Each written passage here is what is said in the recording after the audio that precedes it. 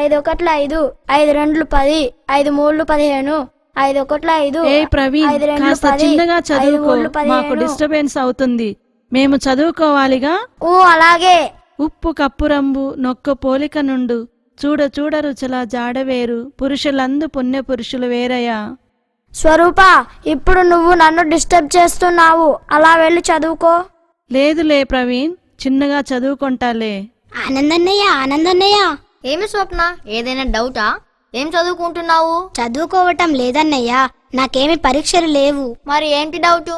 ఏం లేదన్నయ్య, ఈరోజు పూజ ముగిశాక ఫాదర్ గారు కొందరు రోగుల పైన చేతులుంచి ప్రార్థించారు కదా, ఎందుకు? వారి జబ్బులు నయమవ్వాలని. అలా గురువు ప్రార్థిస్తే జబ్బులు బాగవుతాయా? అవును, విశ్వాసం ఉంటే తప్పక బాగవుతాయి. మరి డాక్టర్ దగ్గరికి వెళ్ళక్కర్లేదా? వెళ్ళాలి, డాక్టర్ దగ్గరకు వెళ్ళాలి, అలానే ప్రార్థించాలి కూడా. డాక్టర్ దగ్గరికి వెళ్తే మందులు ఇస్తాడు, మందులేసుకుంటే జబ్బు నయమవుతుంది. గురువు దగ్గరికి వెళ్తే మందులేమివ్వరు కదన్నయ్యా, మరి జబ్బులెలా నయమవుతాయి? ఆహా, అదా నీ డౌట్. సరే విను, డాక్టర్ దగ్గరికి వెళ్ళగానే జబ్బు నయమవుతుందా? కాదు కదా.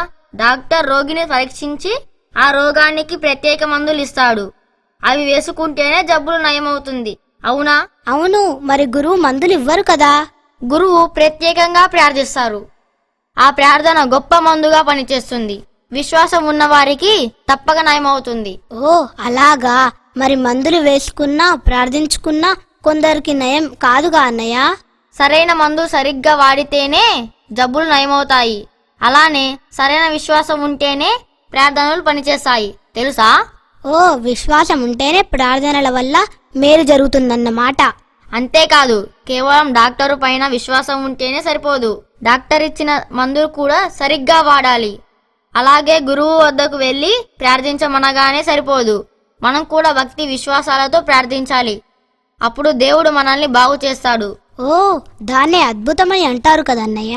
అవును, డాక్టర్ మందులు ఇచ్చినా గురువు ప్రార్థించినా మనల్ని బాగు చేసి మంచి ఆరోగ్యాన్ని ఇచ్చేవాడే దేవుడు. అందుకే దేవునిపై గట్టి విశ్వాసం ఉంచి బాగా కష్టపడే వారికి దేవుడు మంచి ఫలితాన్ని ఇస్తాడు. ఏం ప్రవీణ్, చదువు అయిపోయిందా? మాటల్లో దిగావు? అయిపోయింది, ఎక్కాలు వచ్చేసాయి. స్వరూప, నీకు పద్యం వచ్చిందా? వచ్చేసింది. ఓ, మాస్టర్ గారు కూడా వచ్చేశారు. భలే భలే. ఏం చేస్తున్నారా? ఏదో పుస్తకాలు పట్టుకుని ఉన్నారు. పరీక్షలా? అవును మాస్టారు, రేపు మాకు చిన్న పరీక్ష ఉంది. నాకు కూడా మాస్టారు, పద్యం వచ్చేసింది. ఓ, అయితే చదివేశారన్నమాట. మంచిది. స్కూల్లో మిమ్మల్ని టీచర్ పరీక్షించినట్టే దేవుడు కూడా తన విశ్వాసుల్ని అప్పుడప్పుడు పరీక్షిస్తాడర్రా. మాస్టారు, ఈరోజు మీరు అబ్రహము సారాలకు ఈసాకు పుట్టిన కథ చెబుతానన్నారు, గుర్తుందా? ఓ, బాగా గుర్తుంది. అది చెబుదామనేగా ఇప్పుడొచ్చింది. సరే వినండి. సొదొము గొమొర్రాల వినాశనానికి ముందు అబ్రహామును 3 బాటసారులు కలిశారని చెప్పాను కదా. వారు అబ్రహాముతో వచ్చే ఏడాది ఈ సమయానికంతా శారా ఒక బిడ్డను కంటుంది అని కూడా చెప్పారుగా. ఈ వయస్సులో నాకు పిల్లాడా అని శారా నవ్వుకుందని కూడా చెప్పానుగా. అయితే వారు శారాను మందలించి దేవుని వాక్కు తప్పక నెరవేరుతుందని అన్నారని చెప్పాను కదా. వారు చెప్పిన విధంగానే శారా గర్భవతి అయి ఒక కుమారుని కంటుంది.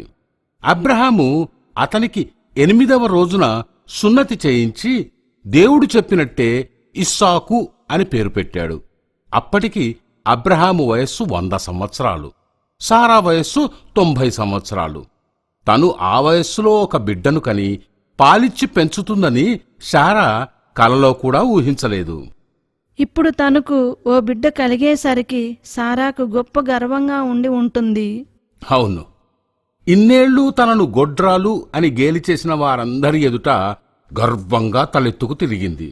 తనను తన భర్త ఎదుటే చిన్నచూపు చూసిన తన దాసి హాగరును, ఆమె కొడుకు ఇస్మాయేలును శారా ఇప్పుడు చిన్నచూపు చూడసాగింది. తన కొడుకు ఇస్సాకే అబ్రహాము వంశానికి ఏకైక వారసుడని, యజమాని అని, ఇస్మాయేలు ఐగుప్తు దాసి పుత్రుడేనని అందరి ఎదుట బహిరంగంగా చెప్పేది. ఇస్మాయేలు ఇస్సాకుతో ఆడుకునేందుకు కూడా శారా ఇష్టపడేది కాదు. వారిద్దరినీ తన ఇంటి నుండి పంపేయమని అబ్రహాముతో చెప్పింది. కాని అబ్రహాముకు మాత్రం ఇస్మాయేలును కూడా తన కుమారునిగానే ప్రేమించేవాడు. శారా పట్టుదల చూసి లోలోన మదనపడేవాడు. నిజమే కదా, ఇస్మాయిల్ కూడా అబ్రహాము కొడుకే కదా. అవునర్రా. అయితే ఇస్మాయేలు పట్ల అబ్రహాము ప్రేమ ఎంతవరకు దారితీస్తుందోనని శారా భయపడింది. 600 సరే హాగారును ఇస్మాయేలును వెంటనే తన ముందు నుంచి పంపించెయ్యాలని శారా పట్టుబట్టింది. దిక్కుతోచని స్థితిలో అబ్రహాము దేవుని వేడుకున్నాడు. ఈ సమస్యకు పరిష్కారం చూపమని, ఇస్మాయేలును కరుణించమని కన్నీటితో ప్రార్థించాడు. పాపం అబ్రహాంకు చాలా కష్టం వచ్చి పడింది కదా. అవును. అప్పుడు దేవుడు అబ్రహాముకు కనిపించి శారా చెప్పినట్టే చేయమంటాడు. తాను ఇస్మాయేలును కూడా గొప్ప జాతిగా దీవిస్తానంటాడు. అప్పుడు అబ్రహాము హాగారును ఇస్మాయేలును ఇంటి నుండి పంపించి వేస్తాడు. అయితే దేవుడు వారిని ఆదుకుని సంరక్షిస్తాడు. ఇస్మాయేలు దైవానుగ్రహంతో పెరిగి పెద్దవాడై పారాను అడవుల్లో నివసిస్తూ గొప్ప విలుకాడవుతాడు. యవ్వన దశ రాగానే హాగారు అతనికి తన స్వదేశమైన ఐగుప్తు పిల్లను తెచ్చి వివాహం చేస్తుంది. అలా ఇస్మాయేలు అతని సంతానం ఒక ప్రత్యేక జాతిగా వృద్ధి చెందుతారు. అంటే మాస్టారు, ఇస్సాకు ఒకడే అబ్రహాము వారసుడయ్యాడన్నమాట. అవునర్రా. అందుకే అబ్రహాము ఇస్సాకును కంటికి రెప్పలా చూసుకునేవాడు. తన ప్రాణం కన్నా మిన్నగా ప్రేమించాడు. ఎప్పుడూ ఇస్సాకును వదిలి ఉండేవాడు కాదు. ఇస్సాకు పైన అబ్రహాము కురిపిస్తున్న అపారమైన ప్రేమను దేవుడు గమనించి అబ్రహామును పరీక్షించాలనుకున్నాడు. పరీక్షనా? ఏ పరీక్ష మాస్టారు? ఏం లేదమ్మా, అబ్రహాము తనను ఎంతగా ప్రేమిస్తున్నాడో పరీక్షించాలనుకున్నాడు.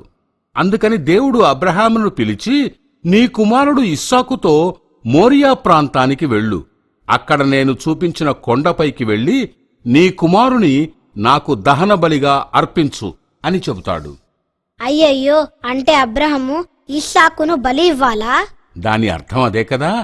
అయినా అబ్రహాము ఏమాత్రం సంకోచించలేదు. దేవుణ్ణి ఏమీ ప్రశ్నించలేదు. తన ఒక్కగానొక్క కుమారుని కాపాడమని అర్థించలేదు. అంటే ఇస్సాకును బలివ్వడానికే సిద్ధపడ్డాడా? అవును. అందుకే అబ్రహాము తెల్లవారక ముందే లేచి గాడిదపై కట్టెల మోపు కట్టి 2 సేవకులను వెంటబెట్టుకుని దేవుడు చెప్పిన చోటుకు ఇస్సాకుతో బయలుదేరాడు. అక్కడికి చేరుకోగానే పనివారిని గాడిదను క్రిందనే ఉంచి కట్టెల మోపును ఇస్సాకు భుజములపై పెట్టి తను నిప్పును కత్తిని పట్టుకుని కొండమీదికి ఇస్సాకుతో బయలుదేరాడు. అప్పుడు కట్టెలు, కత్తి, నిప్పు ఉన్నాయి కాని దహనబలికి కావలసిన గొర్రెపిల్ల ఏది అని ఇస్సాకు తండ్రిని అడిగాడు.